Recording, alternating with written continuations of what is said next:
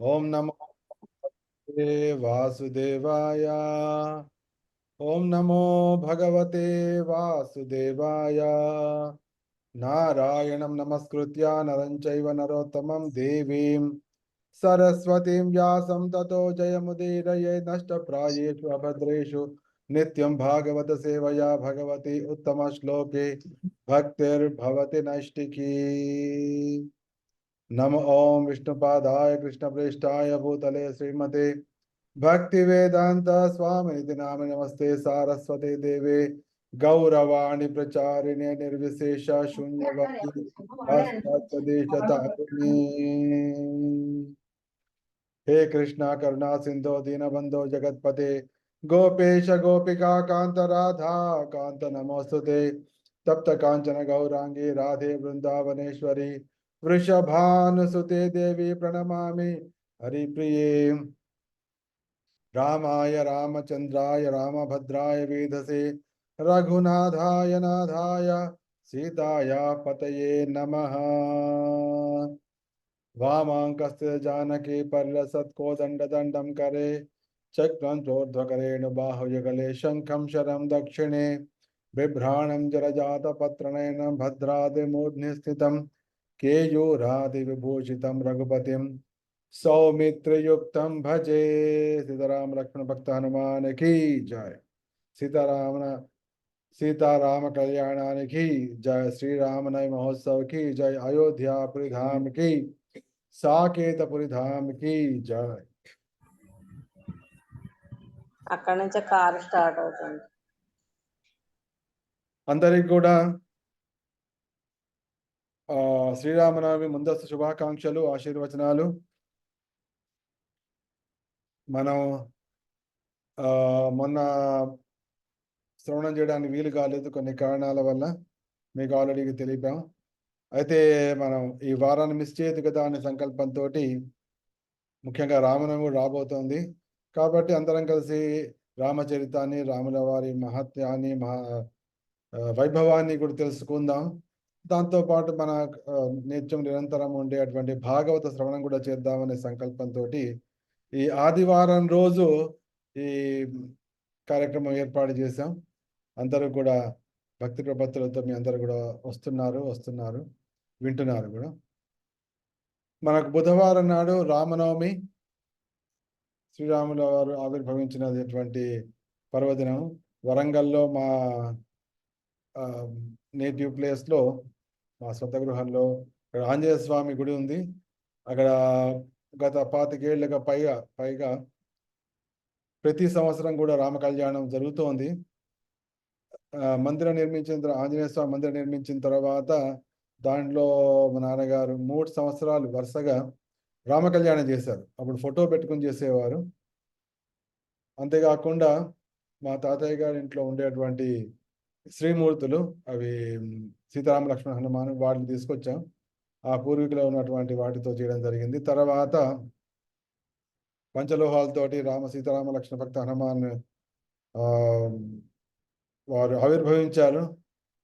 అప్పటి నుంచి ప్రతి సంవత్సరం కూడా ఆర్భాటంగా, ఆనందంగా, భక్తితోటి ఆంజనేయ స్వామి వారి ప్రీత్యర్థం ఈ రామ కళ్యాణం జరుగుతోంది. వరంగల్లో ఉన్నవారు మీకు వీలైతే తప్పకుండా వెళ్ళండి. వెళ్ళి ఇక్కడ పొద్దున వీలు కాకపోతే సాయంత్రం వెళ్ళండి, సాయంత్రం వీలు కాకపోతే రేపైనా వెళ్ళండి. కానీ వెళ్ళి చూసి రాముని దర్శనం చేసుకోవాలి. సీతారామ లక్ష్మణులు, హనుమానులు చాలా అందంగా ఉంటారు. చాలా కరుణాదృక్కులతో వీక్షిస్తూ ఉంటారు. ఆంజనేయ స్వామి కూడా చాలా ఉత్సాహంగా ఉంటారు. ఎందుకంటే నాసే రోగ్ హరే స పీరా జపత నిరంతర హనుమంత వీర. ఆవిడ ఏంటంటే అష్టసిద్ధి నవనిధికి దాత అసవరదీన జానకి మాత. ఎప్పుడైతే సీతాదేవికి అత్యంత ప్రియమైనటువంటి కార్యక్రమాన్ని ఆంజనేయ స్వామి చేశారో, అత్యంత ప్రియమైన కార్యక్రమం ఏమిటి అంటే, తన జాడ ఎక్కడ ఉన్నా అంటే తనను రావణాసురుడు ఎత్తుకుపోయిన తర్వాత తన జాడ ఎక్కడుందో, అసలు తను ఉందో లేదో కూడా తెలియని పరిస్థితి రాముడికి. అటువంటి పరిస్థితిలో తనను చూడడానికి రాముడి తరఫున వచ్చి చూసి ధైర్యం చెప్పాడు ఆంజనేయ స్వామి. ఆవిడకేమో చాలా భయంగా ఉంది. ఎందుకంటే ఇంకా ఎందుకంటే రావణాసురుడు కేవలం 2 నెలల గడువు మాత్రమే ఇచ్చాడు. 2 నెలల గడువు. ఆ 2 నెలల లోపల రాముడు రావాలి, తీసుకెళ్ళాలి. లేకపోతే రావణుని చేత వధింపబడడం, రాక్షసుల చేత భక్షింపబడడం అనివార్యము అని సీతాదేవి పలకడం. అప్పుడు ఆంజనేయ స్వామి ఆవిడకి సంపూర్ణమైనటువంటి ఆశ్వాసము, సంపూర్ణ ధైర్యము, విశ్వాసాన్ని కలిగించాడు. కాబట్టి తనకంతటి ఆనందకరమైనటువంటి ఈ స్థితిని కల్పించారు. కాబట్టి ఆవిడ సాక్షాత్తుగా లక్ష్మీదేవియే కాబట్టి అష్టసిద్ధి నవనిధికే దాత. అష్టసిద్ధులకు నవనిధులకు నువ్వు చక్కటి దాతవైతావు. ఎవరైతే నిన్ను అర్చిస్తారో, నిన్ను ఆశ్రయించి ఉంటారో వాళ్ళు అష్టసిద్ధులు కలిగి ఉంటారు. నవనిధులు అంటే వారి భోగభాగ్యాలకి అంతే ఉండదు. అదేవిధంగా వారి అన్నపానీయాలకు కూడా అంతే ఉండదు. ఈ విధంగా అష్టసిద్ధి నవనిధికే దాత. అష్టసిద్ధులు నవనిధులు తర్వాత అన్ని కూడా ఆంజనేయ స్వామి కరుణ లభిస్తాయి అని చెప్పి దాంట్లో గోస్వామి తులసీదాస్ గారు రాశారు. వాల్మీకి రామాయణం ఆధారంగా జరిగింది. ఇక మనం భగవద్గీతలోకి వెళితే పరిత్రాణాయ సాధూనాం వినాశాయ చ దుష్కృతాం ధర్మ సంస్థాపనార్థాయ సంభవామి యుగే యుగ. భగవంతుని అవతారం అనేది ఎందుకు కలుగుతోంది అంటే పరిత్రాణాయ సాధూనాం, సాధువులను రక్షించడం కోసము, వినాశాయ దుష్కృతాం, దుష్టులను నిర్జించడానికి, వారిని నిర్మూలించడానికి, ధర్మాన్ని నెలకొల్పడానికి, అధర్మాన్ని తొలగించడానికి భగవదవతారం ప్రతి యుగంలోనూ ఆవిర్భవిస్తుంటుంది. త్రేతాయుగంలో ఆవిర్భవించినటువంటి భగవదవతారమే శ్రీరామచంద్రుడు. అయితే ఈ భగవదవతారం ఎన్నో అవతారము అంటే 18వ అవతారంగా మనకు భాగవతంలో చెప్పబడింది. నరదేవత్వమాపన్నం సురకార్య చికీర్షయ సముద్ర నిగ్రహాదీని చక్రే వీర్యాన్ని తప్పరం. 18వ అవతారంగా నరుని రూపంలో భగవంతుడు సాక్షాత్గా నరుని రూపంలో ఆవిర్భవించాడు. సురకార్య చికీర్షయ అంటే దేవతల యొక్క కార్యాన్ని నెరవేర్చడం కోసము. దేవతలు చాలా అప్పుడు తల్లడిల్లు ఉన్నారు లోకకంటకుడైన రావణాసురుని కారణంగా. కాబట్టి దేవతల యొక్క కార్యాన్ని నెరవేర్చడం కోసం శ్రీరామచంద్రుడు నరరూపంలో ఆవిర్భవించి సముద్రానికి వారధి కట్టడం ఇవన్నీ కూడా చేసి సముద్రానికి బ్రిడ్జిని కట్టాడు. సేతుబంధం ఇవన్నీ కార్యక్రమాలు చేసి అద్భుతమైనటువంటి తన ప్రఖ్యాతులను భగవంతుడంటే భగవంతుడికి 6 రకాల విభూతులు ఉంటాయి, సంపూర్ణంగా ఉంటాయి. ఐశ్వర్యస్య సమగ్రస్య వీర్యస్య యశః శ్రియః జ్ఞాన వైరాగ్యోశ్చైవ షణ్ణం భగ ఇతి గణ. 6 రకాల విభూతులు సంపూర్ణంగా ఉంటాయి. ఏమాత్రము కొద్దిగా పాలు తక్కువగా ఉంది అనేటువంటి మాటే ఉండదు. అటువంటి వాటిలో యశస్సు అనేది ఒక విభూతి.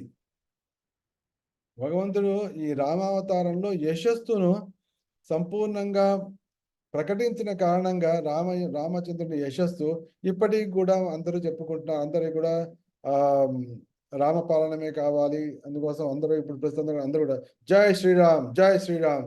ప్రపంచం మొత్తం అందరూ ఒకటే మాట జై శ్రీరామ్ అంటున్నారు.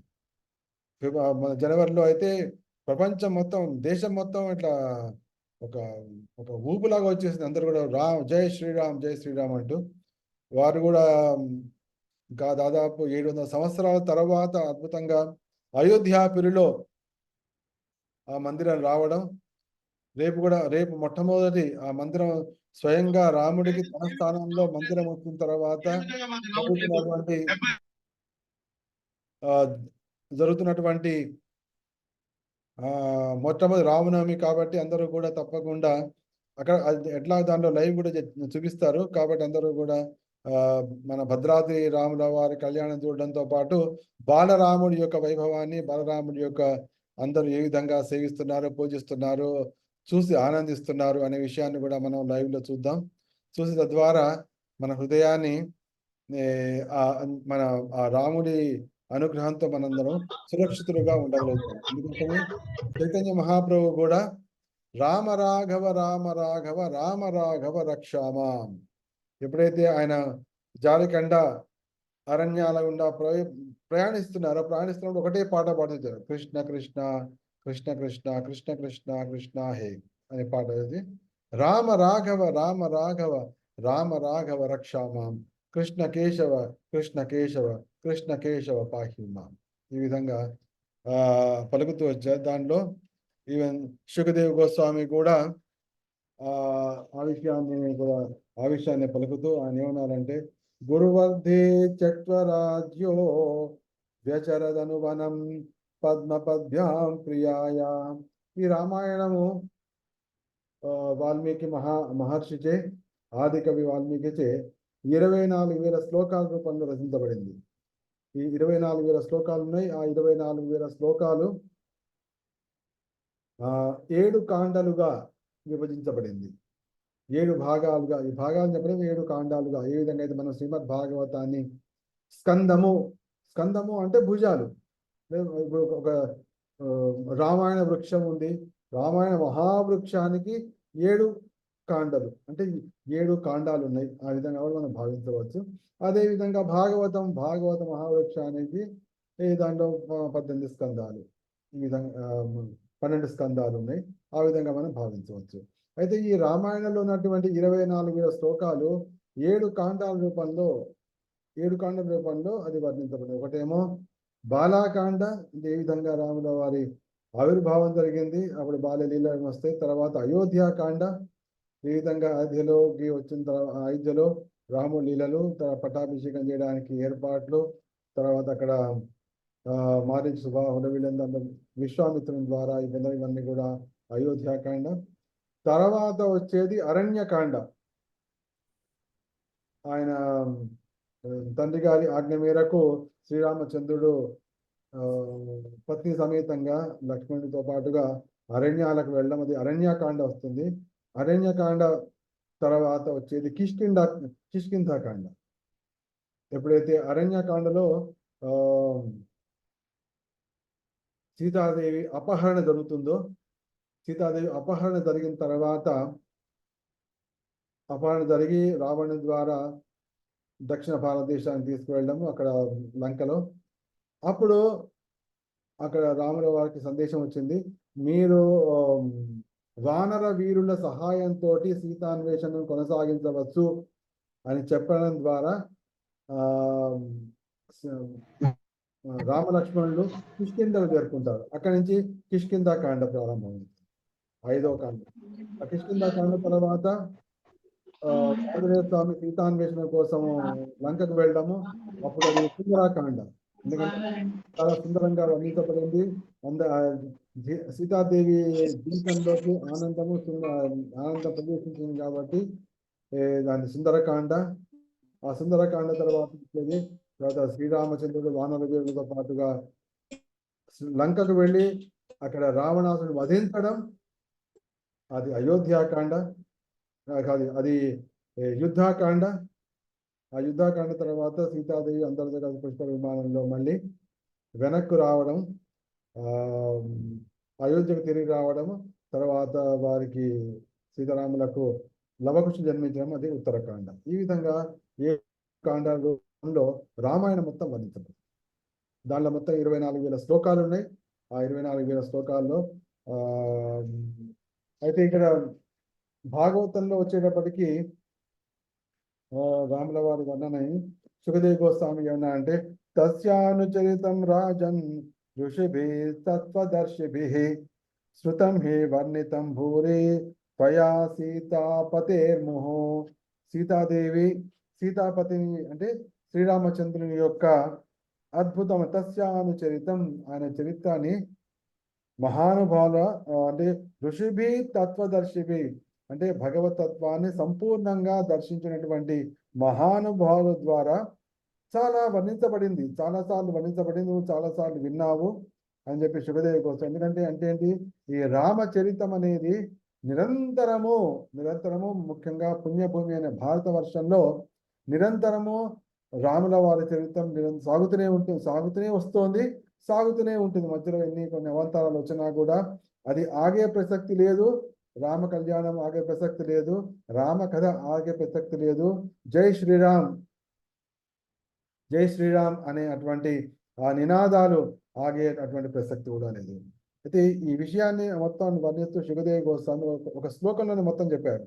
గురుబద్ధే చక్వరాజ్యో వ్యచరదనువనం పద్మపద్భ్యాం ప్రియాయ పాణిస్పర్శాక్షమాభ్యాం రుజితపదరుజో యో హారీంద్రానుజాభ్యాం వైరూప్యా శూర్పణఖ్యా ప్రియ విరహరుషారోపిత భ్రూ విజృంభ తస్త్రాభిర్బద్ధసేతు ఖలదవదహన కోశలేంద్రోవతాన్నః. శ్రీరామచంద్రుని యొక్క దాదాపు సమస్త అన్ని 7 కాండాలు ఉన్నాయో ఆ 7 కాండాలు దాదాపు అన్నిగా వర్ణించేశారు ఒకటే శ్లోకంలో సుఖదేవ గోస్వామి. గురువర్ధే చక్వరాజ్యో, అంతకుముందు వచ్చిన శ్లోకంలో ఏమొచ్చిందంటే వారి వంశాన్ని గురించి వర్ణించారు. రామచంద్రుని యొక్క పూర్వజుల్లో ఒక మహనీయుడు ఉన్నాడు. ఎవరా మహనీయుడు అంటే ఖట్వాంగ మహారాజు. ఖట్వాంగ మహారాజు యొక్క గొప్పతనం ఏమిటంటే అతడు నరుడే అయినప్పటికీ కూడా దేవతలకు కూడా సహాయం చేయగలిగేంతటి శక్తి సంపన్నుడయ్యాడు. కాబట్టి ఆ దేవతలందరూ కూడా ఈ ఖట్వాంగ మహారాజును తమ సేనాధిపతిగా చేసుకున్నారు. అంత శక్తి సంపన్నుడు ఆయన. సూర్యవంశ రాజు తమను సేనాపతిగా చేసుకుని కార్యం చేస్తూ వచ్చారు. అయితే కొంతకాలానికి అనేక సంవత్సరాలు జరిగిన తర్వాత దేవతలకు ఒక సేనాధిపతి లభించాడు. ఎవరు అంటే కార్తికేయుడు. శివ పార్వతుల తనయుడు కార్తికేయుడు సేనాధిపత్యంగా లభించాడు. అప్పుడు దేవతలు అన్నారు ఈ ఖట్వాంగునితో, స్వామి మీరు చాలా కాలం నుంచి మాకు సేనాధిపతిగా వ్యవహరిస్తూ వచ్చారు, మాకు సహాయం చేశారు. అయితే ఇప్పుడు మాకు యువకుడు అయినటువంటి మహాశక్తి సంపన్నటువంటి కార్తికేయుడు లభించాడు. కాబట్టి మీరు ఇంకా విరామం తీసుకోవచ్చు మీ కార్యక్రమంలో, మీరు చేస్తున్న పనిలో అన్నాడు. మీకైనా వరం కావాలా, మీకు ఏ వరం కావాలంటే ఆ వరం కోరుకోండి అని దేవతలు ఖట్వాంగ మహారాజుతో అన్నారు. అప్పుడు ఖట్వాంగ మహారాజు నవ్వి అన్నాడు, మీరే నా సహాయం కోరి సేనాధిపతిగా అన్నారు, మీరు నాకేం వరం, మీరు నాకు ఇచ్చే వరం ఏముంది, కాబట్టి నేను మిమ్మల్ని కోరుకునేంత అవసరం నాకు లేదు, నేనే మీకు సహాయం చేశాను కదా. కానీ మీరు అడుగుతున్నారు కాబట్టి ఒక ప్రశ్న నేను అడుగుదాం అనుకున్నాను. ఏమిటంటే ఇంకా నాకు ఆయుర్దాయం ఎంత మిగిలిందో ఇది చెప్పగలరా మీరు అడిగారు. అడిగితే మొత్తానికి దేవతల్లోని యమరాజు కూడా ఉన్నారు కాబట్టి వాళ్ళు వెంటనే సంప్రదింపు చేసి చెప్పారు, మీకు ముహూర్త సమయం మాత్రమే ఉంది, 2 గడియలో మొత్తానికి చెప్పారు వాళ్ళు. అయితే అంత చాలా తక్కువ సమయం ఉన్నంత కాలం మొత్తం ఈ రాక్షసులతో యుద్ధం చేయడానికి సరిపోయిందని చెప్పి అయినా కూడా ఆయన ఆ కొద్దిపాటి సమయంలోనే ఆ దేవతాలోకం నుంచి భూలోకానికి రావడం, అప్పటికప్పుడు సమస్తాన్ని త్యజించి ఆత్మస్వరూపుడై భగవత్ ప్రాప్తిని ఆయన పొందారు. అటువంటి వారి వంశంలో పుట్టినటువంటి వారు దీర్ఘబాహు అన్నమాట. ఈ దీర్ఘబాహు యొక్క పుత్రుడే యశస్వి అయిన రఘుమహారాజు. ఆ రఘుమహారాజుకు అజమహారాజు జన్మించగా ఆ అజమహారాజుకి దశరథ మహారాజు జన్మించారు. దశరథ మహారాజుకి తస్యాపి భగవానేశ సాక్షాత్ బ్రహ్మమయో హరి అంశాంశేన చతుర్ధాగాత్ పుత్రత్వం ప్రార్థిత సురై రామలక్ష్మణ భరత శత్రుఘ్న ఇది సంజ్ఞయ. ఆ భగవంతుడు అంశాంశ రూపంలో రామలక్ష్మణ భరత శత్రుఘ్న రూపంలో ఆవిర్భవించారు. ఇది వారి అంటే ఏంటి, ఈ విధంగా ఈ మొదటి శ్లోకంలోనేమో బాలాకాండ పూర్తి చేశారు. బాలాకాండ పూర్తి చేసి అయోధ్యాకాండ గురువర్ధే త్యక్త్వ రాజ్యో వ్యచరదనువనం పద్మపద్భ్యాం ప్రియాయ. దాంట్లో అయోధ్యాకాండ వచ్చేసింది.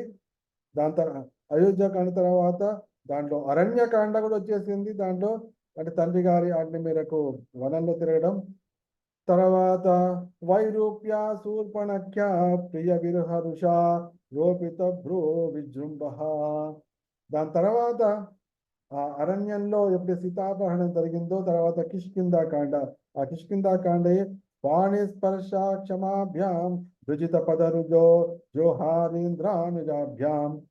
రాముల వారి పాదపద్మాలు ఎంత కోమలంగా ఉండేవి అంటే సీతాదేవి ఆయన పాదపద్మాలను పిసికినప్పటికి కూడా అవి కందిపోయేట, అంతటి కోమలంగా ఉండేవి. ఆ సీతాదేవి హస్తాలు చాలా శుతిమెత్తగా ఉంటాయి. వాటితో పిసినప్పటికి కూడా ఆ పాద పద్మాలని కనుక ఆవిడ పాద సంవహనం చేస్తుంటే దాన్ని కూడా కందిపోయేవి. అటువంటి పాదాలతోటి పాదుకలు లేకుండా నడిచాడు. అంటే ఎంతటి కష్టాన్ని అనుభవి ఉండవచ్చు. మరి ఆ సమయంలో మరి రాముడికి సహాయం చేసిన వారు ఏమంటే యో హరీంద్రానుజాభ్యాం ఆంజనేయుడు, అరణ్యంలో ఉన్నప్పుడేమో లక్ష్మణుడు, కిష్కింధకు వచ్చేటప్పటికల్లా ఆంజనేయుడు, ఇద్దరు వారి సేవలను తీసుకున్నారు.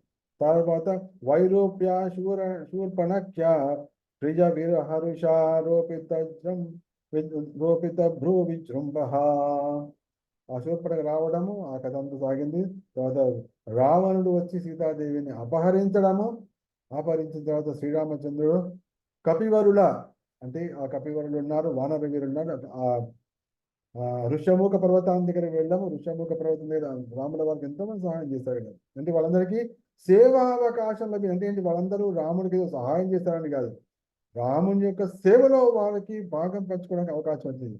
మొదటి నుంచి ఆ గుహుడు నుంచి మొదలుపెట్టిన తర్వాత శబరిమాత, తర్వాత చివరికి కబంధుడు కూడా రాక్షసుడైనప్పటికీ శ్రీరామచంద్రుని ద్వారా హతుడై తన శాపాన్ని పోగొట్టుకుని రామచంద్రునికి దారి చూపించాడు. అవునండి, ఇట్లా రావణాసుడు ఎత్తుకుపోయాడు, మీరు వెళ్ళి ఫస్ట్ ఋష్యముఖ పర్వతం దగ్గర వానరులతో సుగ్రీవునితో చెలిమి చేయండి, వానరుల సహాయంతో సీతాన్వేషణ చేయండి, దారిలో మీకు శబరి కనిపిస్తుంది, ఆమె మహాయోగిని, ఆమెని ఉపేక్షించవద్దు, ఆమె సేవను తప్పకుండా తీసుకోవాలి, మీకోసం ఎదురు చూస్తోంది, అన్ని కూడా కబద్ధం చెప్పాడు. ఆ విధంగా తీసుకెళ్ళిన తర్వాత అక్కడ మిత్రత్వం తర్వాత వాళ్ళు సీతాన్వేషణ పంపించిన తర్వాత అక్కడ సంపాతి కనిపించింది. దారిలో జటాయువు కూడా, రావణాసుడు సీతాదేవిని ఎత్తుకుపోతున్న సమయంలో జటాయువు రావణాసుడితో యుద్ధం చేయడం, ఈ విషయం కూడా మనకు రామాయణం అంటే ప్రతి ఒక్కరు కూడా, వాళ్ళు పక్షులే కానీ, వానరులే కానీ, అసురులే కానీ, ప్రతి ఒక్కరు శ్రీరామ సేవలో వాళ్ళు పాల్పంచుకున్నారు. ఇంత అద్భుతంగా సాగింది. మనకు రామాయణం నుంచి వచ్చే ఇంకొకటి అద్భుతమైనటువంటి సందేశం ఏమిటంటే, ఎప్పుడైతే సుగ్రీవుడు వాళ్ళ చేతి తరుమబడి ఒకసారి ఎంతంటే ప్రపంచం మొత్తం తిరిగాడు, భూలోకంలో ఉన్న నలుగు దిక్కులా తిరిగాడు. కాబట్టి భూమి యొక్క సమస్తం తెలుసు సుగ్రీవుడికి. అయినా కూడా ఎప్పుడైతే రాముడి యొక్క అనుగ్రహంతో రాజ్యాభిషిక్తుడయ్యాడో, ఆ రాజ్యాభిషిక్తు యొక్క మైకంలో పడి రాముడికి ఇచ్చిన మాటను కూడా మర్చిపోయాడు. అంటే మాయ ఎంత అతి చేరువలో, అతి దగ్గరలో ఉండి ఎంత వెంటగా పట్టుకుంటుంది. అందుకోసము నిరంతర సేవల. అంటే అక్కడైతే సుగ్రీవుడికైతే ఇప్పుడు రాజ్యాభిషేకం జరిగిందో అప్పుడు రాముల వారు అంటే ఇప్పుడు వర్షాకాలం కాబట్టి 4 నెలలు ఆగి సీతాన్వేషణ మొదలు పెట్టండి అన్నారు. అనేటప్పటికల్లా 4 నెలల పాటు ఖాళీ వచ్చింది పని. అంటే రామ సేవ చేయకుండా 4 నెలలు ఖాళీ వచ్చింది. దాంతోపాటు 4 నెలలు భోగించడానికి అవకాశం వచ్చింది. అటు రామకార్యము లేదు, భోగానికి అత్యున్నతమైన అవకాశం, రామకార్యం మర్చిపోయాడు. ఇది కాబట్టి భగవత్ సేవ, కృష్ణ సేవ, గురు సేవ, వైష్ణవ సేవ ఎప్పుడు వాడు నాయన ఒకరోజు సెలవు తీసుకో, 15 రోజులు సెలవు తీసుకో, హాయి వెళ్ళి రాటు అంటే నాకు సెలవు మాట ఇవ్వకండి. సెలవు అంటే నేను మాయలో పడుతున్నట్టే. ఎందుకంటే సేవను ఆపుతాము కానీ భోగాన్ని ఆపుతామా? భోగాన్ని ఆపమే. భోగం అంటే ఏంటి? ఆహారము, నిద్ర, భయము, మైథునము. పడుకోవడాన్ని ఆపము, భోజనం చేయడాన్ని ఆపము, మాట్లాడుకోవడాన్ని ఆపము. అంటే ఇవన్నీ మాత్రం సాగుతుంటాయి కానీ సేవను మాత్రం ఆపుతున్నాము. సేవను ఆపి ఈ భోగంలో పడితే నిశ్చయంగా కలిగేది విస్మృతియే, నిశ్చయంగా కలిగేది మాయే. స్పష్టంగా మనకు రామాయణం ఇది కనిపిస్తుంది. అప్పుడు సాక్షాత్గా లక్ష్మణుడు వెళ్ళినప్పుడు వానరులు కూడా వెళ్ళారు. వానరులు వెళ్ళి చెప్పారు, ఆ సుగ్రీవుడి లోపల మత్తు పానీయాలు తాగుతున్నాడు, స్త్రీల తండ్రి భార్యతోటి వీళ్ళందరితో విహరిస్తున్నాడు. వెళ్ళి చెప్పారు వానరులు, ఇట్లా లక్ష్మణుడు వచ్చాడు అన్నా కూడా చెవులు పడ్డది. తర్వాత అంగదుని పంపించారు. అంగదుడు వెళ్ళి ఆ సుగ్రీవుడి పాదాల మీద పడ్డాడు, తల్లి పాదాల మీద పడ్డాడు, అయినా చెప్పాడు, అయినా చెవులో పడ్డది. ఇట్లా ఉంటుంది. ఇది మనకు భాగవతం, ఈ రామాయణం ద్వారా మనకు కల్పించేది. తస్త్రాభిర్బద్ధ సేతు ఖలదవ దహన. ఎప్పుడైతే శ్రీరామచంద్రుడు తర్వాత ఆ సముద్రానికి వంతెన కట్టి అక్కడ వెళ్ళారు. వెళ్ళి ఏ విధంగా అయితే దావానలము అగ్నిని దహిస్తుందో ఆ విధంగా లంకను దహించడం కోసం శ్రీరామచంద్రుడు ఖలదవదహన ప్రవేశించాడు. అటువంటి కోసలేందోవతాన్న, అటువంటి కోసలేంద్రుడు అంటే మళ్ళీ వాపస్ వెనక్కి వచ్చేసినది, మళ్ళీ ఉత్తరాఖండలాగా. దీనిలో మొత్తం ఈ శ్లోకంలో ఉన్నటువంటి 7 కాండలు కూడా మనకు వస్తుంటే అటువంటి శ్రీరామచంద్రుడు మమ్మల్ని రక్షించుగాక అనే సుఖదేవ గోస్వామి పలకడంతో ఈరోజు మనం రామచంద్రుడిలో విన్నాం. రామచంద్రుడిలో ఎందుకు అందరూ నిరంతరము తలుచుకోవాలని ప్రయత్నిస్తారు, ఎందుకంటారంటే ఒక చక్కటి శ్లోకం ఉంది. అదేంటంటే నాది వ్యాధి జరా జ్ఞాని. నా చాలా ప్రియమైన శ్లోకం ఇది. పోయేసారికి మా గురుమారాలు వచ్చినప్పుడు కూడా ఆ శ్లోకాన్ని ప్రత్యేకంగా వర్ణించారు. అది మీ అందరికీ నేను తెలియజేస్తాను.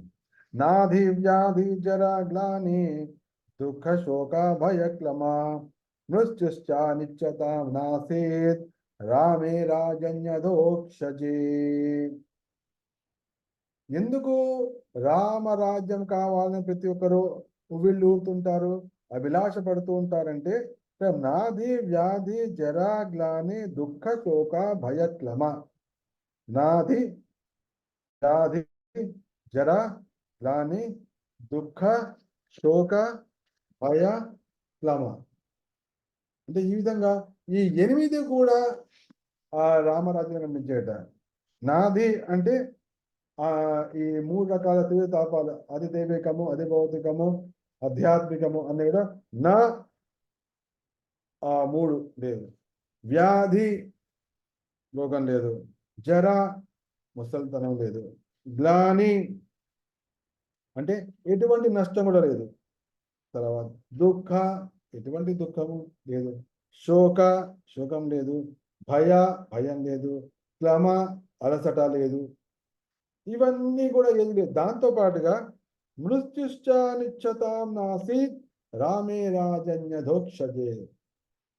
మృత్యుశ్చ ఇచ్చతాం, ఎవరికైతే అబ్బా ఇంకా హాయిగా రాముడు తండ్రిలాగా చక్కగా పరిపాలన చేస్తున్నాడు, ఇంకొంతకాలం ఉందాం, ఇంకొంతకాలం ఈ రాముడి రాజ్యంలో అనుభవిద్దాం, ఆనందంగా ఉందాం, రాముడితో పాటు ఈ తమ తండ్రిలాగా ఉన్నాడు అని ఎవరికైతే మృత్యు వద్దు అనిపిస్తోందో వారికి మృత్యువుడు లభించలేదు, మృత్యువుడు కలగలేదు. మృత్యుశ్చ ఇచ్చదాం నాసీర్ రామే రాజన్యదోక్షదే. దాంట్లో ఏమని రాస్తారంటే కోరని వారికి మృత్యువైన సంప్రాప్తించకుండెను. నాకు ఇప్పుడు మృత్యు పొందాలని అనిపించట్లేదు, ఎందుకంటే రామరాజ్యం చాలా చాలా చాలా ఆనందంగా ఉంది. ఎందుకంటే రాముడు ఇంతకాలం లేకుండా 14 ఏళ్ళు వనవాసం వెళ్ళిపోయాడు కాబట్టి ఇంకా ఉండాలి, మేము ఆ రామరాజ్యంలో ఉండాలి అన్న వాళ్ళకి మృత్యు కూడా లభించేది.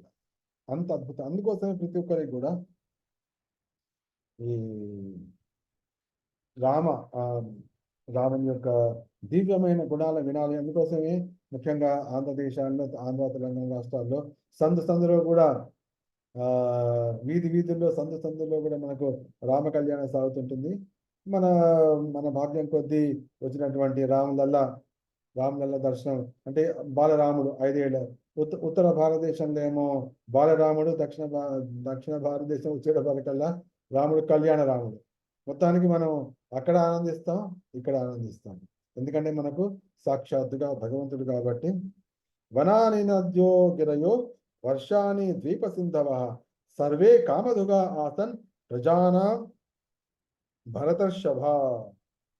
ఆ విధంగా ఆ రామరాజ్యం సమయంలో త్రేతాయుగమైనప్పటికీ కూడా అందరూ కూడా సత్యయుగంలో ఎటువంటి సౌఖ్యాన్ని అనుభవించేవారో అటువంటి సౌఖ్యాన్ని వాళ్ళు చక్కగా అనుభవిస్తుండేవారు అని చెప్పి ఆ సమయంలో బ్రాహ్మణులు శ్రీరామచంద్రుడు ఏ విధంగా వర్ణించారంటే నమో బ్రాహ్మణ్య దేవాయ రామాయ అకుంఠ మేధసే ఉత్తమ శ్లోక ధుర్యాయ న్యస్త దండాపితాంఘయే అని చక్కగా వాళ్ళు రామచంద్రుడు వర్ణించారు. ఏమిటంటే నమో బ్రాహ్మణ్య బ్రాహ్మణులకు సర్వోత్కృష్టమైనటువంటి స్థానాన్ని ఇచ్చి వారిని పూజించేవాడు అంటే నమో బ్రాహ్మణ్య దేవాయ బ్రాహ్మణుడు తనకు దేవతలుగా భావించేటువంటి మహనీయుడు శ్రీరామచంద్రుడు. నమో బ్రాహ్మణ్య దేవాయ రామాయ అకుంఠ మేధసే. రామ అంటే అందరికి అటు మనకు భద్రాచలం వెళ్తే శోకరాముడు అని కూడా అంటుంటారు, కానీ సుఖదేవి గోస్వామి అటువంటి మాట అనకుండా రామాయ అకుంఠ మేధసే. అతని యొక్క మేధస్సు అంటే ఏంటి? ఎప్పుడైతే మేధస్సు కుంటుపడుతుందో, మన బుద్ధి విచలితమవుతుందో, అప్పుడు మన మనస్సులోకి మన మానసిక స్థితిలో కిందికి వచ్చి అప్పుడు దుఃఖానికి శోకానికి గురవుతుంది. కానీ రామాయ అకుంఠ మేధసి, రాముని యొక్క మేధస్సు ఏదో అది దివ్యమైనది, అది అకుంఠితమైనది. అతను రాముని యొక్క శక్తి కూడా ఎంతటి, దాంట్లో సుగ్రీవుడు అంటాడు, అంటే ఎప్పుడైతే సుగ్రీవుడితో చెలిమి జరిగిందో అగ్ని సాక్షిగా ఇద్దరు మిత్రత్వం చేసుకున్నారు. వాళ్ళు చక్కగా ఇద్దరు కూడా ఆలింగనం చేసుకున్నారు. ఆలింగనం చేసుకున్న తర్వాత రాముడు అన్నాడు, ఓకే ఇప్పుడు వాళ్ళతో యుద్ధం చేయి, వాళ్ళతో యుద్ధం చేస్తే నేనున్నా నీ వెంట, ఆ వాళ్ళని సంహరిస్తా, నీకే రాజ్యం వస్తుంది అని స్పష్టంగా పలికినప్పుడు, నీ మాట నేను పూర్తిగా నమ్మలేను రామ, నువ్వు గనక నాకు నమ్మకం కలగాలంటే నువ్వు ఒక 2 పనులు చేయాలి. ఏమిటా పనులు అంటే, వాళ్ళు ఒకసారి దుందుబి అనేటువంటి ఒక పెద్ద రాక్షసుని వర్ణించాడు, ఒక పర్వతాకారుడు. వాడి దేహం ఇక్కడే పడింది వనంలో, అది మొత్తం మాంసం మొత్తం అది ఎండిపోయింది, కానీ అస్థిపంజరం మాత్రమే మిగిలింది. దాన్ని కనుక నువ్వు ఎడమ కాలి గోటి వేలితో కనుక తోయగలిగితే ఎత్తి పడేసేయాలి కాలి గోటి వేలితో, అప్పుడు నాకు ధైర్యం వస్తుంది, నీకంత శక్తి ఉంది. ఎందుకంటే వాడి రక్త కండరాలు అన్ని ఉన్నప్పుడు వాళ్ళు చంపాడు వాడిని. ఇప్పుడు ఆ రక్త కండరాన్ని లేకపోయినా అస్థి పంజరం అన్ని కూడా చాలా బరువుగా ఉంటుంది, కనుక నువ్వు దాని ఎడమ కాలి బొటన వేలుతో తోయగలిగితే నీకంత శక్తి ఉందని అనుకుంటాను. అదేవిధంగా ఇక్కడ సాల వృక్షాలు ఉన్నాయి. ఈ సాల వృక్షాల్లో 7 వృక్షాలు ఉన్నాయి. 7 వృక్షాలు ఒక్క వృక్షాన్నైనా నువ్వు ఒక బాణంతో కనుక పడేయగలిగితే అప్పుడు నేను నమ్ముతాను. అప్పుడు శ్రీరామచంద్రుడు తన ఎడమ కాలి గోటు వేలుతో ఇట్లా దాన్ని ఎత్తి ఇట్లా పడితే అది అంత ఆమెడ దూరంలో వెళ్ళి పడిపోయింది. తర్వాత ఆయన తన బాణాన్ని తీసి ఆ సాల వృక్షాన్ని కొడితే ఒకటి కాదు, అది 7 వృక్షాల గుండా వెళ్ళింది. అది 7 వృక్షాల గుండా వెళ్ళింది. ఆ వృక్షాలు దాటిన తర్వాత ఒక పెద్ద పర్వతం ఉంది, ఆ పర్వతాన్ని కూడా ఛేదించుకుంటూ వెళ్ళిపోయింది. అంతేకాకుండా ఆ పర్వతాన్ని ఛేదించిన తర్వాత ఆ రామబాణం వెళ్ళి భూమిని తాకి పాతాళంలోకి వెళ్ళిపోయింది. పాతాళంలోకి వెళ్ళి పాతాళాన్ని తాకి మళ్ళీ వెనక్కి వచ్చి రాముడి అమరపదిలో అది వెళ్ళి అంతటి అద్భుతం. అంటే ఏంటి? అంతటి శక్తి సంపన్నుడు రావణుడు అదే సీతాదేవి కోసం దుఃఖిస్తాడా? అదే నేను సీతాదేవిని చూడలేను అని అనుకుంటాడా? అందుకోసమే వాడు బ్రాహ్మణుడు రామాయ అకుంఠ మేధసే ఉత్తమ శ్లోక ధుర్యాయ న్యస్త దండాపితాంగయే. ఎవరైతే దండనకు అతీతులై ఉంటారో వారి చేతనే మాత్రమే కీర్తించబడేవాడు శ్రీరామచంద్రుడు. ఈ రాముని యొక్క మహాద్భుతాలను మనం ప్రతి సంవత్సరం కూడా తలుచుకోవాలి. మా నవీ ముంబైలో కానీ వచ్చే సంవత్సరం లోపల రామ దర్బార్ అద్భుతంగా రాబోతుంది. మీ అందరూ కూడా ఎప్పుడైతే రాముల వారు ఇక్కడ ఆవిర్భవిస్తారో మీ అందరూ కూడా చక్కగా రావచ్చు. ఇక్కడ సాకేత ధామము ఉంటుంది, గోలోక ధామం కూడా ఉంటుంది, తర్వాత వైకుంఠ ధామం ఉంటుంది, పండరపూర్ ధామం ఉంటుంది, తర్వాత నవద్వీప ధామం అన్ని కూడా ఉంటాయి. ఇక్కడ చాలా అద్భుతమైన స్థానం. ముఖ్యంగా ఇక్కడే భాగవతం రచించబడింది కాబట్టి ముఖ్యంగా మీకు ప్రియమైనటువంటి వైష్ణవాంగ ప్రియ కూడా ఇక్కడే ఉంటారు కాబట్టి మీరందరూ కూడా వచ్చి ఈ అన్ని ధామాలను ఒకేసారి దర్శించుకోవచ్చు. వైకుంఠ ధామము, తర్వాత సాకేతపురి ధామము, గోలోక ధామము, పండరపూర్ ధామము, నృసింహదేవుని ధామము, ఇవన్నీ కూడా ఇక్కడ లభిస్తుంటాయి దర్శనం కోసం. అటువంటి ముఖ్యంగా ఆ అయోధ్యలో కట్టినటువంటి రామచంద్రుని మందిరం యొక్క స్పెషాలిటీని వాళ్ళందరూ చక్కగా చెప్తున్నారు. అంటే సరిగ్గా 12 గంటల సమయం అంటే అభిజిత్ లగ్నము. ఈ అభిజిత్ లగ్న సమయంలో శ్రీరామచంద్రుని అక్కడ ఉన్న బాలరాముని ముఖం మీద, నుదుటి మీద ఆ సూర్యకాంతి పడుతుంది అని చెప్పి ఆ విధంగా వాళ్ళు ఏర్పాట్లు చేశారని చెప్తున్నారు. చక్కగా మనం దర్శిద్దాం. దర్శించి మనలో భక్తి భావాన్ని పెంచుకోవాలి. ముఖ్యంగా హిందువుల దానికి చైతన్య మహాప్రభు కూడా ఈ సందేశాన్ని ఇచ్చారు. భారత భూమితో హీల మనిషి జన్మయార్ జన్మ సార్థక కరి కరపరోపకార్. ఎందుకంటే భగవంతుడే, కృష్ణుడే, శ్రీరామచంద్రుడే కేంద్ర స్థానంగా ఉన్నటువంటి జీవితాన్ని గడిపే వాళ్ళకి ఎట్టి పరిస్థితుల్లో కూడా వారికి వినాశము నైకల్యాణ కృత్కశ్చయం దుర్గతిం తాత గచ్చేది. వారికి దుర్గతి అనేది ఏ విధంగా కలుగుతుంది? దుర్గతి అనేది కలగదు. రామాయణంలో మనకు 2 అద్భుతమైన సంఘటనలు వస్తున్నాయి. ఒకటేమో శబరి. ఎప్పుడైతే ఆ కబంధుడు చెప్పాడు అరణ్యంలో, ఎక్కడ పంచవటి తీరంలో, ఆ ప్రాంతంలో, అక్కడ శబరి ఉంటుంది. ఆ పంపా సరోవర ప్రాంతంలో ఆవిడ మీకోసం ఎదురు చూస్తోంది అని చెప్పి, మీరు తప్పకుండా వెళ్ళి ఆవిడ సేవలను స్వీకరించండి. చాలా ముసలి ఆవిడ ఆయన అన్ని ఏర్పాట్లు చేస్తోంది. అయితే ఆవిడ గురువులు ఉన్నారు కొంతమంది, మతంగా మహర్షి యొక్క శిష్యులు వాళ్ళు. వారి సేవకురాలే ఈ శబరి మాత. అయితే వారందరూ కూడా భగవత్ ప్రాప్తి చెందారు. వాళ్ళు నేరుగా భగవద్ధామానికి వెళ్ళిపోయారు. భగవద్ధామానికి వెళ్తూ ఒక పని చెప్పారు. శ్రీరామచంద్రుడు లక్ష్మణ సమేతుడే మన ఆశ్రమానికి వస్తాడు. వచ్చినప్పుడు ఎందుకంటే మేమందరం వెళ్ళిపోతున్నాం భగవద్ధామాన్ని, భగవత్ ప్రాప్తి పొందాం, భగవద్ధామం వెళ్ళిపోతున్నాం. కానీ మనందరము వెళ్ళిపోతే రాముడు వస్తే ఇక్కడ ఆతిథ్యం ఇచ్చే వాళ్ళు ఎవరైనా ఉండాలి కదా. కాబట్టి నువ్వు వాళ్ళు వచ్చేంత వరకు ఉండి మా తరపున రాముడికి సేవ చేసి ఆయన నుంచి ఆజ్ఞ తీసుకుని, ఆయన అనుమతి తీసుకుని అప్పుడు నువ్వు ధామానికి రా, అప్పటిదాకా నువ్వు ఇక్కడే ఉండు అని వాళ్ళొక ఆదేశం ఇచ్చారు. గురువులు ఆదేశం ఇచ్చారు. కావాలంటే వాళ్ళు తమ వెంట తీసుకుని వెళ్ళగలిగే వాళ్ళే, కానీ భగవత్ సేవ చేయాలి అంటే ఎవరి మీదైతే ఆ గురువులకి ప్రత్యేక అనుగ్రహం లభిస్తుందో వారికే భగవత్ సేవ లభిస్తుంది. అందుకోసం ఆ విధంగా ఆమె శబరికి ఇవ్వడం, ఆ శబరి వెయిట్ చేస్తుంది, అనేక సంవత్సరాలు వెయిట్ చేస్తుంది. వాళ్ళు వచ్చారు, శ్రీరామచంద్రుడు లక్ష్మణుడు వచ్చినప్పుడు వారికి ఆహ్వానం పలికింది, అర్ఘ్యపాద్యాలు ఇచ్చింది, సేవ చేసింది. తమ గురువుల్లో చేసినటువంటి పూజా స్థలము, సేవా స్థలము, తపో స్థలము అన్నిటిని చూపించింది ఆవిడ చక్కగా. ఆవిడ చక్కగా చూపించిన తర్వాత అన్నీ అయిపోయింది. స్వామి ఏదైతే మా గురువులు చెప్పారో ఆ కార్యక్రమం పూర్తయిపోయింది కాబట్టి ఇప్పుడు నేను భగవద్ధామానికి వెళ్ళడానికి నాకు అనుజ్ఞ ఇవ్వండి, వైకుంఠ ధామానికి వెళ్ళడానికి అనుజ్ఞ ఇవ్వండి అని ప్రార్థించింది. అప్పుడు వాళ్ళు సరే అన్నారు. వారి ముందే ఆవిడ శరీరాన్ని త్యాగం చేసి యోగాగ్నిలో వెళ్ళిపోయింది.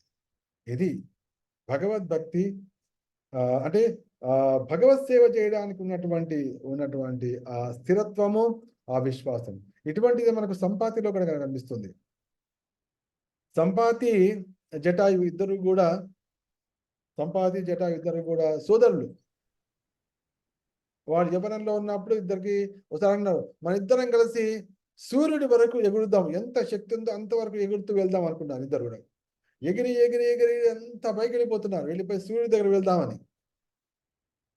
ఆంజనేయ స్వామి కంటే ఏమీ కాదు, ఆంజనేయ స్వామి సూర్యుడి దాకా వెళ్ళి సూర్యుడిని పట్టుకున్నాడు. అయినా కూడా ఆ తేజము, ఆ వేడి ఆంజనేయ స్వామిని ఏం చేయలేకపోయింది. అంతటి మహాశక్తి సంపన్నుడు.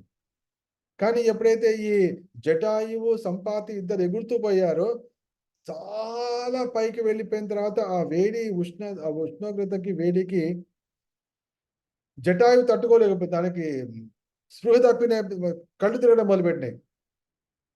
ఆ కళ్ళు తిరగడం మొదలుపెట్టినప్పుడు దాని అన్నయ్య చూశాడు, ఎవరు సంపాతి. అయ్యో తమ్ముడికి కష్టం కలుగుతుందని చెప్పి ఆ జటాయు పైన రెక్కలను చాచి దానికి నీడలా కల్పించే ప్రయత్నం చేశాడు. ఆ రెక్కలంతా విస్తారంగా పెట్టడం కారణంగా ఆ 2 రెక్కలు కూడా కాలిపోయినాయి. ఆ 2 రెక్కలు కాలిపోయేటప్పటికి అంత ఎత్తు నుంచి, దాదాపు సూర్యుడి దగ్గరగా వెళ్ళిపోయిన దగ్గర నుంచి నేల మీద వచ్చి ఆ వింధ్యా పర్వత ప్రాంతాలు పడిపోయింది. ఆ రెక్కలు మొత్తం కాలిపోయేటప్పటికి కదలిన స్థితికి వచ్చేసింది. ఆ కదలలేని స్థితికి వచ్చినప్పుడు అన్నప్పుడు పక్షులకు రెక్కలు లేకపోతే జీవికనే కష్టం అవుతుంది కదా. అటువంటి పరిస్థితి అప్పుడు ఇంకా బతకడం ఎందుకు, ప్రాణత్యాగం చేయడం ఉత్తమం అనుకున్నాడు సంపాతి. అటు జటాయు బతికింది, వృద్ధురాలు అయిపోయింది. ఆ అయినప్పటికీ కూడా రావణుడితో పోరాడింది. ఇక్కడ కూడా సంపాతి కూడా పెరుగుతోంది, అంటే అది కూడా వృద్ధురాలు అయిపోయింది. అదే దానికి తేడా అంటే దీనికి రెక్కలు లేవు. అంటే ప్రాణత్యాగం చేద్దాం అనుకున్న సమయంలో ఒక ఋషి చెప్పాడు, నువ్వు ప్రాణత్యాగం చేయడానికి వీలు లేదు, నీకు మహత్కార్యం ఉంది. ఏమిటి అంటే రామలక్ష్మణులు ఇక్కడికి వస్తారు, వారి సేవకులు కూడా వస్తారు ఇక్కడికి. వానరులు వస్తారు, వారికి నువ్వు మార్గదర్శనం చేయాలి, సీతాన్వేషణ కార్యాలను నువ్వు తోడ్పడాలి, అందుకోసం నువ్వు ఇక్కడ ఉండాల్సిందే. ఎప్పుడైతే నువ్వు ఆ కార్యం చేస్తావో అప్పుడు నీకు మళ్ళీ నీ రెక్కలు నీకు మళ్ళీ వస్తాయి, స్వర్ణ రెక్కలు నీకు మళ్ళీ వస్తే భగవత్ ప్రాప్తిని, భగవద్ ధామానికి వెళ్ళగలుగుతావు. అంటే రాముడి కోసం యుద్ధం చేసి జటాయువు భగవత్ ప్రాప్తిని పొందింది. అదేవిధంగా సంపాతి సీతాదేవి యొక్క జాడను వానరులకి రాముడి కోసం తెలిపి ఆ విధంగా అంటే ఏంటి, భగవత్ సేవా కార్యం కోసం వాళ్ళు సమయం కోసం వేచి ఉండడం ఒకటి, అంటే ఏంటి, తమకు చెప్పబడినటువంటి కార్యాన్ని పూర్తి చేయడం కోసం వాళ్ళు ఎదురు చూస్తున్నారు, అది చేయడం ఒకటి. తర్వాత ఆ సేవా కార్యాన్ని చేయడం ఒకటి, సేవ కోసం ఎదురు చూడడం ఒకటి, సేవా కార్యం చేయడం. ఎప్పుడైతే ఆ సంపాతి వానర వీరులకి, అంటే ఆ సంపాతి చూడగలిగింది, అక్కడున్న ఆ ప్రాంతం సముద్ర తీరుని చూడగలిగింది, నేను ఇప్పుడు ఆ సీతాదేవిని చూడగలుగుతున్నాను, నేను ఇప్పుడు ఆ రావణుని చూడగలుగుతున్నాను ఇక్కడి నుంచి, ఇది అది 100 యోజనాల మైళ్ళ దూరంలో ఉంది అని స్పష్టంగా చెప్పింది. తర్వాత ఆ సంపాతి ఆ విధంగా అంటే తను చేయవలసిన కార్యాన్ని పూర్తి చేసిన తర్వాత సేవా కార్యం అంటే ఇక్కడ సమాచారాన్ని ఇవ్వడమే పెద్ద సేవ. ఎప్పుడైతే రాముల వారు వానరులందరినీ పంపిస్తాడు, వానరులను పంపించి, అయ్యా మీరు వానరులకు ఏమైనా సందేశం ఇస్తారా అని సుగ్రీవుడు అడిగినప్పుడు రాముడు 2 విషయాలు చెప్పాడు. ఏంటి, సీతాదేవి ఉన్నదో లేదో మొట్టమొదటి తెలుసుకోవాలి ఫస్ట్. ఎందుకంటే ఆ ఎత్తుకు వెళ్ళింది ఎవరు, ఒక అసురుడు. ఏం చేశాడో, సీతాదేవి ఉన్నదో లేదో ఇది ఫస్ట్ తెలుసుకోవాలి. తర్వాత ఆ రావణుడి స్థానం ఎక్కడ ఉంది ఇది తెలుసుకోవాలి. ఈ రెండు కార్యాలు తెలుసుకున్న తర్వాత తదుపరి కార్యంలో ఉన్నటువంటి నెక్స్ట్ భాగాన్ని మనం నిర్ణయించుకోవచ్చు అని రాముడు చెప్పడం జరిగింది. అంటే ఇంత పెద్ద కార్యాన్ని సంపాది చెప్తోంది, అవును సీతాదేవి ఉంది అని చెప్పి. తర్వాత అది లంకలో, రావణ స్థానం కూడా లంకలో ఉంది అది కూడా చెప్తాడు. అంటే ఏంటి, రాముడికి అంత పెద్దటి మహత్తరమైన సమాచారం ఇచ్చింది. తర్వాత అది సముద్ర తీరం దాకా తీసుకెళ్లారు, అది తన సోదరుడికి జలతర్పణం చేసి ఇట్లా రాముడి గురించి చర్చిస్తుండగా దానికి రెక్కలు మళ్ళీ వచ్చేస్తాయి, రెక్కలు వచ్చేసి ఆ రెక్కలతో భగవత్ ప్రాప్తి పొందుతుంది. అంటే ఏంటి, మహానుభావులు చెప్పినటువంటి సేవా కార్యాలను చేయడము, ఆ సేవ కోసం ఎదురు చూడడము అనేది ఈ జగత్తులో ఏ మానవుడికైనా ఏ జీవికైనా కూడా మహత్తరమైనటువంటి వరదానం. ఈ దివ్యమైనటువంటి సందేశం మనకు రామాయణం ద్వారా తెలుస్తోంది, రాముడి యొక్క లీల ద్వారా తెలుస్తుంది. ఇది మనం ఈ శ్రీరామ సందర్భంగా శ్రీరామచంద్రుని దర్శనం, ఆయన యొక్క మహిమలను తెలుసుకోవడంలో చేసినటువంటి కార్యక్రమం. ఇక మనం భాగవతంలోకి కొద్దిగా ప్రవేశిద్దాం. ఎందుకంటే మనం భాగవతం కాబట్టి భాగవతం చర్చించుకోవాలి, రాముల వారి కాబట్టి మనం కొద్దిగా దాని నుంచి కూడా మనం రసాస్వాదనం చేస్తున్నాం. మనం భక్తియమైన రసం, భక్తి రసామృత సింధువు అందులో మన రూపగోస్వామి వలసింది. భక్తి రసము అనేది ఒక సముద్రం లాంటిది. మనము రామలీలను వర్ణించినా కూడా అదే ఆనందాన్ని పొందుతాం. దానిలో ఆంజనేయ స్వామి దాని సంపాతి గురించి చెప్పినా కూడా మనకు అదే ఆనందం. ఎందుకంటే శబరిమాత గురించి మనం చర్చించుకున్నా కూడా మనకు అదే ఆనందం కలుగుతుంది. ఎందుకంటే వారిలో ఉండేటువంటి భక్తి తత్పరత, సేవా తత్పరత, ఆ ఎదురు చూపు యుగాయుతం నిమేషేన, అదే మన చైతన్య మహాప్రభు పలుకుతున్నటువంటి యుగాయుతం నిమేషేన చక్షుష ప్రావృషాయుతం శూన్యాయుతం జగత్ సర్వం గోవింద విరహేణ.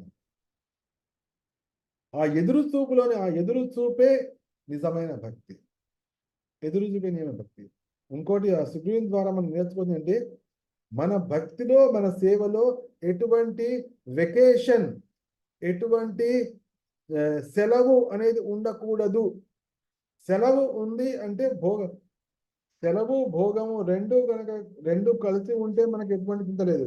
కానీ సెలవు తీసుకున్నాం కానీ భోగం మొత్తం సాగుతోంది, అప్పుడు అసలు వచ్చి పట్టుకుంటుంది, అదే మాయ. కాబట్టి మాయతోటి ఎప్పుడు కూడా చెలగాటం ఆడకూడదు. మాయతో చెలగాటం ఆడకూడదు. నిరంతరము భగవత్ సేవలో ఉండాలి. మరి భగవత్ సేవలో ఉండాలంటే మార్గం తెలుసా మనకు? ఉండండి, పొద్దున లేస్తాం, జపం చేస్తాం, హారతి ఇస్తాం. చాలా తప్పు. ఎందుకు తప్పు? అది మహాత్ముల మార్గదర్శనంలో చేయాలి. అది వృషభదేవుడు తన పుత్రులకు ఇచ్చినటువంటి సందేశం. మన గత వారంలో విన్నాము. అక్కడ భరత మహారాజు చరిత్ర వింటున్నాం. భరత మహారాజు యొక్క 3 జన్మల యొక్క కథలు వినబోతున్నాం భాగవతంలో. ఆ భరత మహారాజు యొక్క తండ్రి గారే వృషభదేవుడు, భగవదవతారమైన వృషభదేవుడు. ఆయన తండ్రి గారే నాభి మహారాజు. ఎంతటి మహానుభావుడు ఆయన. అయితే తన 100 పుత్రులకు వృషభదేవుడు ఉపదేశం చేస్తున్నాడు. బ్రహ్మావర్తంలో ఆయన ఉపదేశం చేస్తున్నాడు. ఉపదేశం చేస్తూ, నాయన నీకు మోక్షం కావాలంటే ఏం చేయాలి? మోక్షం కావాలంటే మహత్సేవా ద్వారం, మహాత్ములను సేవించు. మహాత్ములను సేవించాలి. మహాత్ముల అడుగుజాడల్లో నడవాలి. అది విముక్తే. అప్పుడే అది ముక్తిని కలిగిస్తుంది. ఎందుకంటే సేవలో మనల్ని నియోగించగలిగే వాళ్ళు ఎవరు? మహానుభావులు, మహాత్ములు, గురువులు, వైష్ణవులు. అందుకోసం మనం ఏమంటాం? వందేహం శ్రీ గురో శ్రీయుత పద కమలం శ్రీ గురు వైష్ణవాంశ్చ అని అంటాం మనం. గురువు అంటే మనకి ఎంతో మంది గురువులు ఉంటారు. దీక్షా గురు ఒకటే. వందేహం శ్రీ గురో దీక్షా గురు ఒకటే. కానీ మనను భగవత్ సేవలో నియోగించేటువంటి శిక్షా గురువులు అనేక మంది ఉండవచ్చు. ఎంతమంది ఉంటే నీకు అంత లాభం. తద్వారా నువ్వు నానా రకాలైనటువంటి సేవలలో నియోగించబడడానికి చక్కటి మహదవకాశం లభిస్తుంది. మహసేవ ద్వారా ఆహుర్ విముక్తే. కాబట్టి ఇక్కడ శబరికి చూసినా కూడా శబరి యొక్క గురువులు వాళ్ళెవరు అంటే మతంగ ఋషి యొక్క శిష్యులు. మతంగ ఋషి శిష్యులు కాబట్టి వాళ్ళందరూ తమ సేవలో ఉన్నటువంటి ఆ శబరికి చక్కటి అవకాశం ఇచ్చారు. అంటే తమందరూ వెళ్ళిపోతున్నారు కాబట్టి రామలక్ష్మణ్ వస్తారు, వాళ్ళకి చక్కగా సేవ చేయాలి. ఎందుకంటే వాళ్ళు మన ఆశ్రమానికి వస్తున్నారు కాబట్టి అన్ని ఏర్పాట్లు చక్కగా ఉంచేసి చక్కగా ఉండాలి. అన్ని ఆలోచిస్తారు చెప్పారు. అదేవిధంగా అటు సంపాతికి కూడా ఒక ఋషి చెప్పాడు, నువ్వు ప్రాణం తీసుకోవచ్చు. రెక్కలు లేవు, చాలా కష్టం అవుతోంది, నాకు తినడానికి కష్టం అవుతోంది అనొచ్చు. కానీ రామచంద్రుడు వాళ్ళు రాబోతున్నారు, వానర వీరులు రాబోతున్నారు, వాళ్ళకు సహాయం అందించాలి కదా, వాళ్ళకి సమాచారం అందించాలి కదా, పెద్ద సేవా కార్యం అది చేయలేక. కాబట్టి అందుకోసం ఎప్పుడైనా భక్తిలోకి వచ్చినప్పుడు మనకు ఆ భక్తియుత సేవా కార్యాన్ని కలగజేసినటువంటి మహనీయులను తలుచుకోవాలి. స్వామి మీ అనుగ్రహం వల్లే నేను ఈ భగవన్నామని జపించగలుగుతున్నాను. స్వామి మీ అనుగ్రహం వల్లనే. అంటే సపోజ్ ఆయన లేకపోవచ్చు. ఇప్పుడు నేను ఇక్కడ బృందావనానికి వచ్చాను, లేకపోతే నేను రథయాత్రకు వచ్చాను, రేపు నేను రామ కళ్యాణానికి వెళ్ళబోతున్నాను. స్వామి మీరు మమ్మల్ని గుర్తు చేశారు కాబట్టి నేను ఆ రాముని దర్శించగలుగుతున్నాను. నేను వచ్చాను, ఈ రథాన్ని లాగలుగుతున్నాను. ఆయన అనుగ్రహించారు, నన్ను బలవంతం చేస్తారు, నాకు మార్గదర్శనం చేస్తారు. ఆ విధంగా మహాత్ములను తలుచుకోవాలి. ఎందుకంటే మహాత్ముల ద్వారానే భగవంతుడు భక్తుల హృదయంలో ఉంటాడు కాబట్టి ఆ హృదయంలో ఉండి వాళ్ళకి ప్రేరణ కలిగిస్తాడు.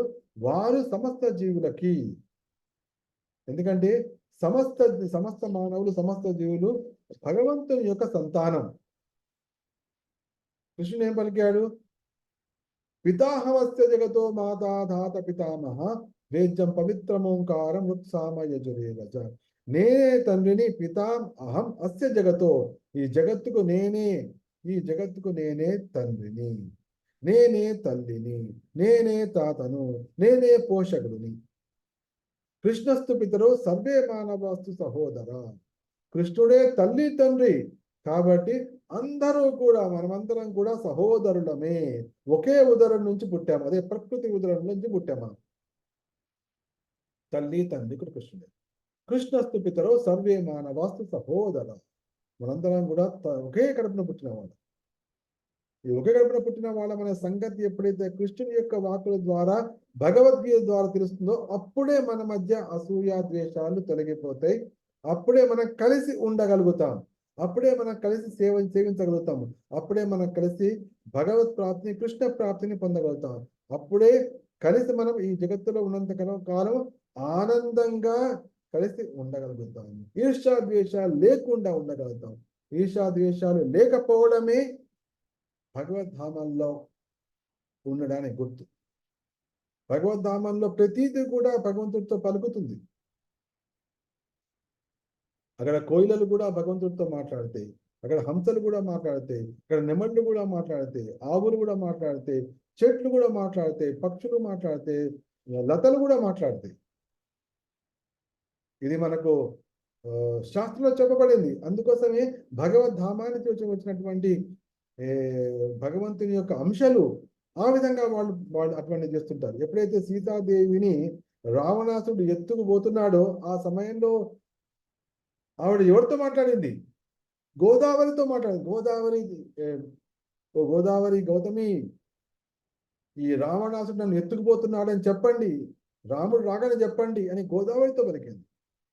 అక్కడ పక్షులతో పలికింది, వనచరాలతో పలికింది, చెట్లతో పలికింది. ఎందుకంటే సాక్షాత్తుగా వాళ్ళు ఈ సాకేతపురి ధామాల్లో సీతాదేవి అందరితో మాట్లాడుతూనే ఉంటుంది. కాబట్టి ఇక్కడ కూడా మాట్లాడింది. ఎప్పుడైతే శ్రీకృష్ణుడు రాస నృత్యం చేసిన సమయంలో అదృష్టమైపోయాడో అప్పుడు గోపికలు ఎవరితో మాట్లాడు? వాళ్ళు తులసి చెట్టుతో మాట్లాడారు, తర్వాత మల్లె చెట్టుతో మాట్లాడారు, తర్వాత లతతో మాట్లాడారు, చెట్లతో పక్షులతో మాట్లాడారు. అంటే ఏంటి? గోలోకంలో వీరందరితో సంభాషణలు సర్వసాధారణము, సహజము. కాబట్టి వారు అక్కడి నుంచి ఇక్కడికి వచ్చారు. కాబట్టి ఇక్కడ కూడా వాళ్ళకి కనిపించేది. మనకు అది అర్థం కాకపోవచ్చు, కానీ ఆ జరిగిన సంఘటన బట్టి ఆ గోలోకంలో ఏ విధంగా ఉంటుంది మనం అంచనా వేయచ్చు.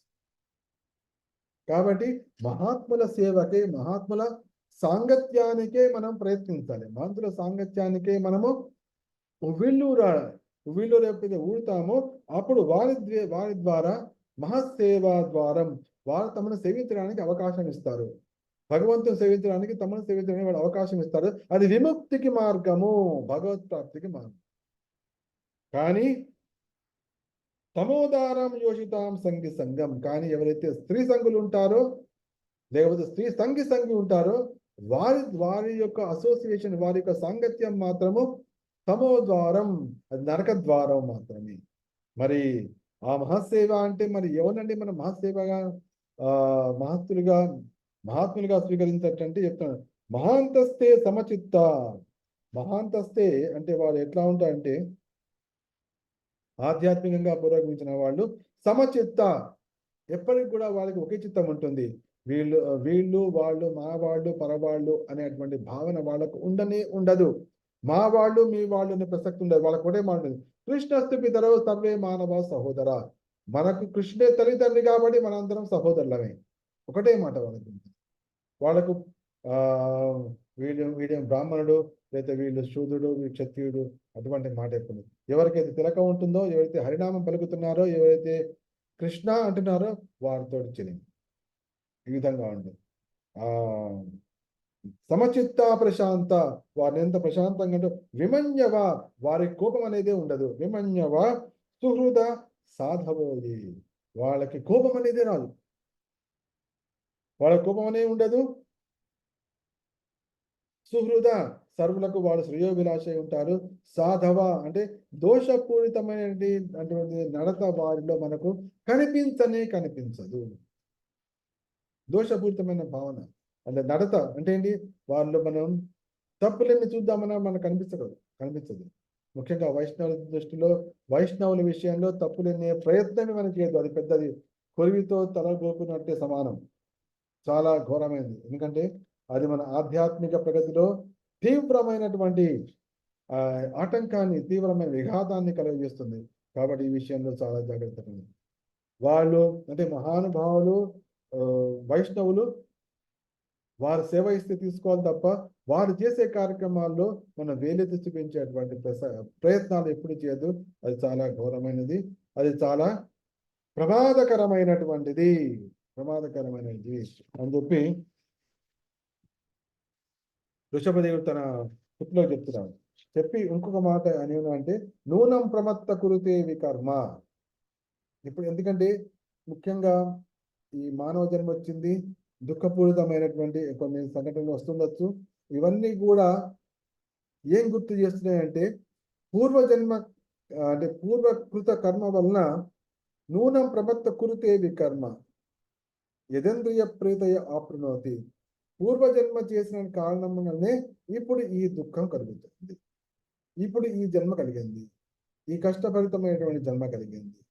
ఇటువంటి పరిస్థితుల్లో ఈ జన్మలో కూడా దుఃఖం అటువంటి పాపమయ కర్మలు చేస్తుంటే, కర్మ ఫలాన్ని తయారు చేసుకుంటే ఇంకెటువంటి ఘోరమైనటువంటి జన్మ వస్తుంది. కాబట్టి ఇప్పుడు కనిపిస్తున్నటువంటి దుఃఖమయమైనటువంటి క్లేశకరమైన జీవితాన్ని తలుసుకుంటూ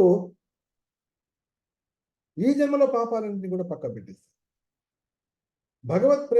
భగవత్ సేవాభిలాషులమై ఉండాలి. భగవత్ సేవాభిలాషమై ఉండాలి. భగవన్ నామాన్ని నిరంతరము. ఎందుకంటే ఈ జగత్తులో రెండే నిత్యమైనవి. ఒకటేమో మనం నిత్యులం, ఎందుకంటే ఆత్మ నిత్యమైనది, భగవన్ నామం నిత్యమైనది. ఈ రెండు మాత్రమే నిత్యమైనది. ఈ జగత్తులో ఇంకేది కూడా నిత్యమైనది కాదు. మన బుద్ధి కానీ, మన శరీరం కానీ, మన మనస్సు కానీ, మన యొక్క సంబంధ బాంధవ్యాలు కానీ, ఇంకా ఏది కూడా నిత్యమైనది కాదు. భగవన్ నామము నిత్యమైంది. దానిలో ఎటువంటి కళంకితం, ఏమాత్రము కళంకితము కానటువంటిది భగవన్ నామము. అదేవిధంగా ఆత్మ అంటే ఆత్మ భగవదంశ కాబట్టి అది కూడా నిత్యంగా ఉంటుంది, ఎటువంటి కళంకాలు లేకుండా ఉంటుంది. కానీ ఎప్పుడైతే అది సూక్ష్మ శరీరంతో కలుస్తుందో అప్పుడే దానికి నానా రకాలైనటువంటి దోషాలు కలుగుతుంది. కాబట్టి నిత్యమైనది మనము, నిత్యమైనది భగవన్నామం. కాబట్టి నిరంతరము భగవన్నామాన్ని చేయడము, భగవంతుని యొక్క ఈ దివ్యమైనటువంటి అవతారాలు, ఆ పుణ్య ఘడియలు వస్తుంటాయి, ఉత్సవాలు వస్తుంటాయి. ఆ ఉత్సవంలో భగవత్ కార్యాల్లో పాల్గొనడము, తర్వాత భగవన్ మహిమలను వినడము, భక్తుల యొక్క మహిమలను వినడము, భగవంతుడి యొక్క లీలలు వినడమే కాకుండా భక్తుల యొక్క కార్యక్రమాలను వినడం, వాళ్ళ యొక్క భావన ఏ విధంగా ఉంది ఈ విషయాన్ని గమనించడం. దాంట్లో ఆంజనేయ స్వామి ఉంటాడు అనమాట. ఎప్పుడైతే అందరూ కూడా ఈ 100 యోజనాలు దాటాలి అన్న విషయం సంపాది ద్వారా తెలిసినప్పుడు అంగదుడు అందరిని పిలిచాడు. ఆయన అందరు రాని, ఎందుకంటే అంగదుడు యువరాజు కాబట్టి అందరిని పిలిచాడు. అందరిని పిలిచి చెప్పండి వానర వీరులారా, మీలో ఎవరు ఎంత దూరం ఎగరగలరు, ఎవరు ఎంత దూరం గెంతగలరు చెప్పండి అంటే రకరకాల మహానుభావులందరూ వచ్చారు. ఒక వచ్చి నేను 10 యోజనాలు దుమకగలను, ఒకరు వచ్చి 20 యోజనాలు దుమకగలను, కొంతమంది 30 యోజనాలు, ఇటు విధంగా పోతున్నారు. చివరికి ఈయనకు జాంబవంతుడు వచ్చాడు, నేను 90 యోజనాలు మాత్రమే, అంతకంటే ఎక్కువ, ఎందుకంటే వృద్ధాప్యం వచ్చేసింది కాబట్టి 90 యోజనాలకు మించి దుంకలేను అన్నాడు. చివరి మిగిలిపోయింది ఎవరు అంటే అంగదుడు. ఓకే, నేను 100 యోజనాలు దుమకగలనేటువంటి ధైర్యము, శక్తి నాకు ఉంది, కానీ ఒకవైపు దుంకగలేము కానీ మళ్ళీ వెనక్కు అంత శక్తి ఉంటుందా నాకు నమ్మకం లేదు అన్నాడు. అప్పుడు జాంబోతున్నాడు, మనవన్నీ కూడా ఇట్లాగే ముందు తక్కువ ఎక్కువ ఉంది, కానీ అసలైన వ్యక్తి ఆయన ఏం మాట్లాడట్లేదు, దూరంగా కూర్చుని ఉన్నాడు. ఎవరు అంటే ఆంజనేయులు. మనోజవం మారుతుల్య వేగం జితేంద్రియం బుద్ధిమతాం వరిష్టం వాతాత్మజం వానరయూధ ముఖ్యం శ్రీరామదూతం శిరసా నమామి. అక్కడ ఆయన ఉన్నాడు, అసలు విషయం, అసలు మహానుభావుడు అక్కడ ఉన్నాడు అని చెప్పి జాంబవంతుడు ఒంటరిగా వెళ్ళి, నాయన హనుమ, వాయుపుత్ర, నువ్వు ఎవరివి, సామాన్యుడిగా, నువ్వు సాక్షాత్తుగా వాయుపుత్రుడివి. వాయువు ఏ విధంగా సముద్రాలు 7 సముద్రాలు దాటగలుగుతా, నువ్వు కూడా అదే విధంగా దాటగలవు. సూర్యుడు దాకా నువ్వు ఎగిరావు, ఆ సూర్యతాపం నిన్ను ఏమి చేయలేకపోయింది, ఇంద్రుని యొక్క వజ్రాయుధమే ఏం చేయలేకపోయింది. ఏంటి నువ్వు సామాన్యుడుగా. ముఖ్యంగా శ్రీరాముడు తన తన పేరు రాసినటువంటి రామ అని రాసినటువంటి అంగుళీయకాన్ని నీకు ఇచ్చారు కదా. అంటే ఏంటి, నువ్వు విజయాన్ని సాధిస్తాను అనే ధైర్యం ఆయనకే ఉంది, కాబట్టి నువ్వే ఈ కార్యక్రమం చేయాలి అని అన్నప్పుడు ఏదుందో అప్పుడు ఆయనకు వచ్చేసి శక్తి వచ్చేసి. అంటే ఆంజనేయ స్వామి హృదయంలో రాముడు ఉంటాడు కాబట్టి ఆ శక్తి ప్రధానం కలిగింది. ఇలా 100 యోజనాలు దాటడానికి కావాల్సినటువంటి కాయాల్లాగా పెంచేశాడు. కాయాన్ని పెంచినాడు. నేను ఇదే పర్వతం ఈ భూమి నుంచి కనుక ఒక్కసారి కనుక ఎగిరితే ఈ భూమి కుంగిపోతుంది, కాబట్టి ఈ మహేంద్ర పర్వతం ఉంది, ఆ మహేంద్ర పర్వతాన్ని ఎక్కుతాను, మహేంద్ర పర్వతం నుంచి నేను ఎగురుతాను అని చెప్పి ఆంజనేయ స్వామి అన్నాడు. అంతేకాకుండా ఏమన్నా అంటే ఇప్పుడు 100 యోజనాలు ఏమిటి, నేను 1000 యోజనాలు కూడా దుమకడా సిద్ధంగా ఉన్నా, నాకు అంత శక్తి ఉంది అన్న, అంత ధైర్యం ఆంజనేయ స్వామి. అందుకోసం ప్రతి ఒక్కరికి కూడా ఆంజనేయ స్వామి అంటే చాలా ప్రియం.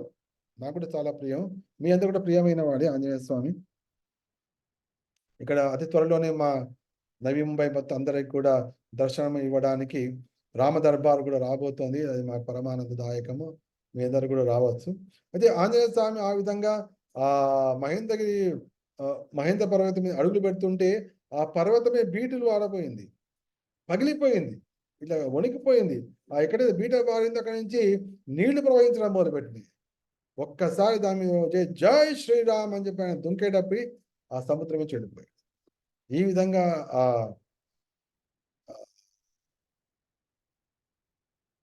కాండం పూర్తవుతుంది. అది కిష్కిందా కాండం పూర్తవుతుంది.